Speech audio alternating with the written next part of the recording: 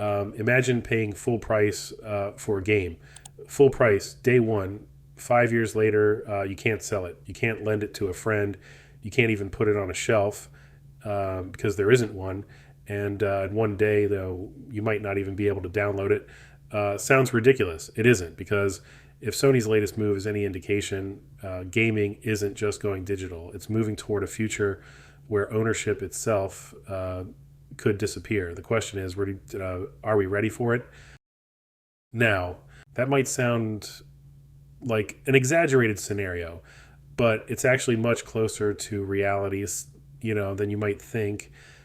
Earlier this year, Sony announced that starting in January 2028, new PlayStation games would no longer be released on physical discs. At first, it doesn't sound like a big deal. After all, most PlayStation owners already buy their games digitally. In fact, digital purchases now account for the vast majority of PlayStation game sales. So, why are so many gamers treating this like the end of an era? Because this was never really about a piece of plastic. It was about ownership. For decades, buying a game meant taking something home, something that was yours, and you could lend it to a friend, trade it for your next game, display it proudly on your shelf, and years later, you could dust it off, slide it back into your console, and relive those memories all over again. But that relationship between players and the games they buy is slowly changing. And from Sony's perspective, the reason is surprisingly simple. Put yourself in Sony's shoes. Every physical game has to be manufactured, printed onto a disc, packaged, shipped across the world, stored in warehouses, stocked by retailers. Every single step not costs money. Now compare that to a digital copy. Upload it once, and millions of players can buy it instantly. No manufacturing, no printing discs, no shipping, no warehouses, no retailer taking a cut. Just a direct sale through Sony's own store. From a business perspective, it's hard to argue against. Digital is faster, it's cheaper, and for Sony, it's far more profitable. So, if going fully digital makes perfect business sense, why are so many gamers pushing back? Because every advantage Sony gains comes with a trade off, and it's the players who may end up paying the price, not with more money, but with something they've always taken for granted, ownership, and that's where the real story begins. If digital games are more convenient, what exactly are we giving up? Let's start with something simple, something almost every gamer has done. You finish a game, hand it to a friend, sell it, help pay for the next one, or trade it for something new. It was a simple cycle, and for a lot of people, it made gaming far more affordable, especially in countries where buying a single AAA game is a serious expense. But digital changes that. Once a game is tied to your account, that's where it stays. You can't sell it. You can't trade it. You can't pass it on. And sure, that's frustrating. But honestly, I don't think that's what worries people the most. The biggest loss isn't financial, it's emotional. Think about your favorite game. Maybe it's God of War, The Last of Us, Red Dead Redemption 2. Do you remember opening the case for the very first time, holding the disc before you ever press start, reading the cover, admiring the artwork, and finally placing it on your shelf after the journey was over? It wasn't just another game, it was yours. A digital purchase feels different because in many cases, you're not actually buying the game. You're buying a license that gives you access to the game through the platform. And that difference, it matters far more than most people realize, because history has already shown us why. Games like Forza Horizon, Scott Pilgrim versus the World, and Deadpool disappeared from digital storefronts after licensing agreements expired. Some eventually came back, others stayed unavailable for years. The games still existed, players still wanted to play them, but legally they were gone. The games weren't broken, the players didn't disappear, the licenses did, and just like that's something people thought they owned was no longer guaranteed. That's why this debate has never really been about discs. A disc is just a piece of plastic. What people are really afraid of losing is certainty.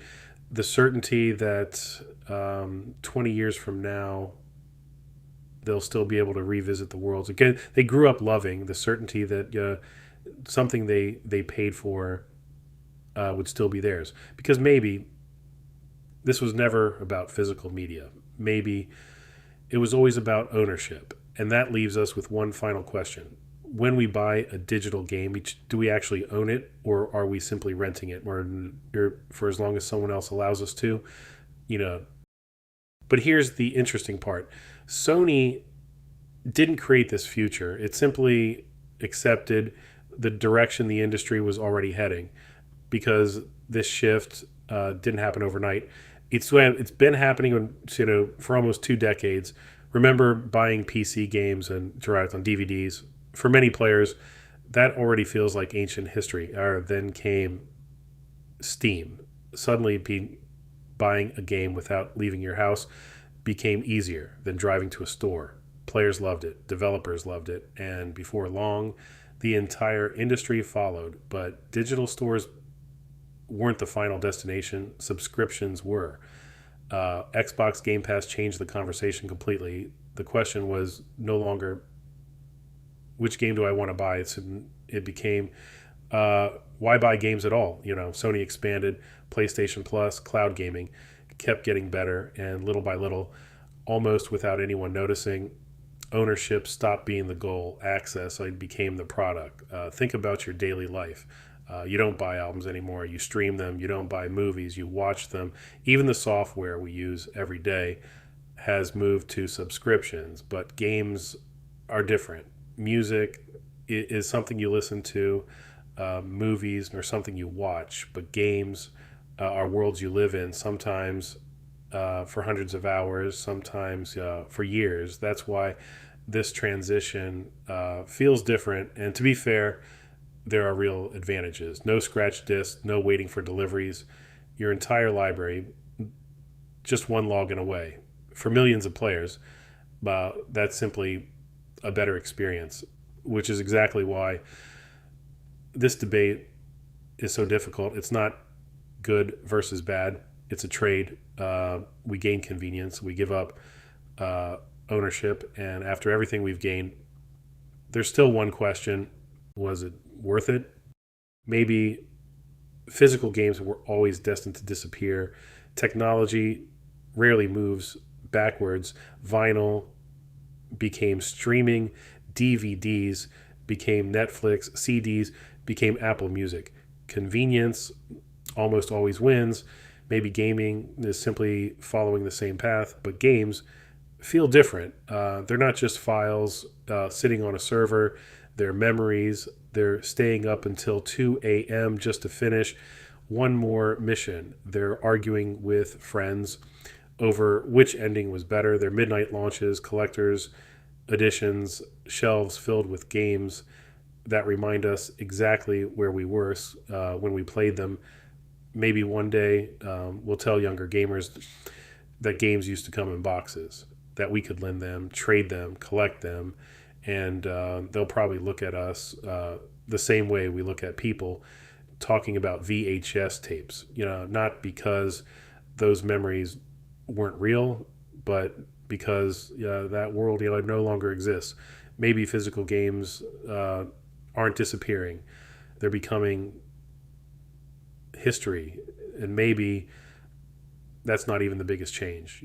Maybe the biggest change is that ownership itself is quietly disappearing. So perhaps the real question was never, will physical discs survive? They probably won't.